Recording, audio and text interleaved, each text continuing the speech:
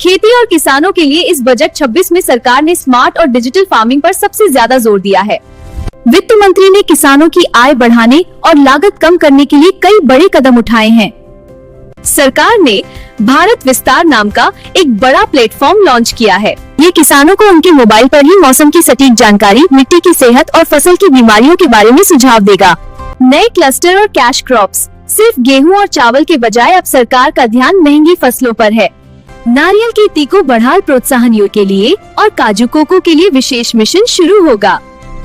Horticulture, फल और सब्जियों के लिए 50 नए एग्री एक्सपोर्ट क्लस्टर बनाए जाएंगे ताकि किसान अपना माल विदेशों में आसानी से बेच सकें। शी मार्ट्स और महिला किसान ग्रामीण इलाकों में महिला स्वयं सहायता समूहों के लिए शी मार्ट्स बनाए जाएंगे। यहाँ महिला किसान अपने उत्पाद जैसे अचार, पापड़, शहद, अनाज सीधे बाजार में अच्छी कीमत पर बेच सकेंगी। अगले 2 साल में 1 करोड़ किसानों को प्राकृतिक खेती नारी से जोड़ने का लक्ष्य रखा गया है। देश भर में 10,000 बायो इनपुट रिसोर्स सेंटर बनाए जाएंगे जहां किसानों को जैविक खाद और कीटनाशक मिलेंगे। वेयर हाउसिंग और स्टोरेज, इससे किसान अपनी फसल को सुरक्षित रख सकेंगे और भाव बढ़ने पर बेच पाएंगे।